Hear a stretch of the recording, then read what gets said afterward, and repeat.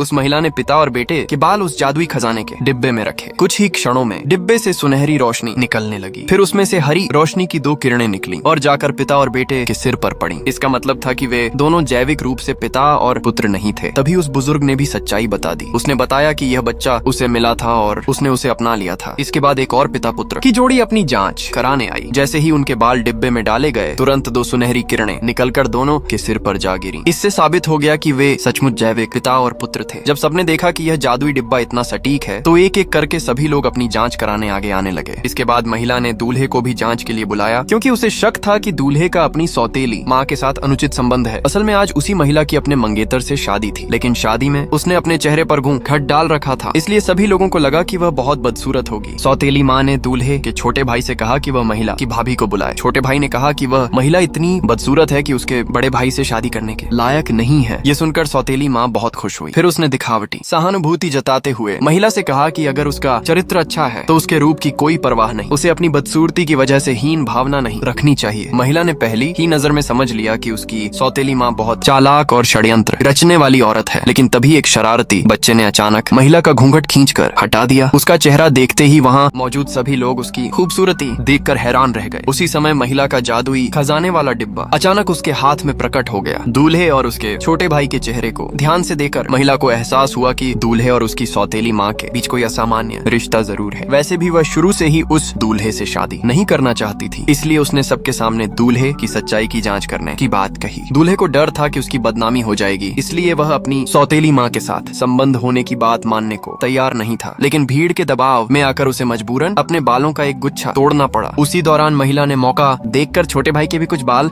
चुपके से निकाल ली। फिर महिला ने दोनों के बाल उस जादुई खजाने के डिब्बे में डाल दिए। तुरंत डिब्बे से हरी रोशनी की 2 किरणें निकलीं और जाकर दूल्हे और उसके छोटे भाई के सिर पर आ गिरीं।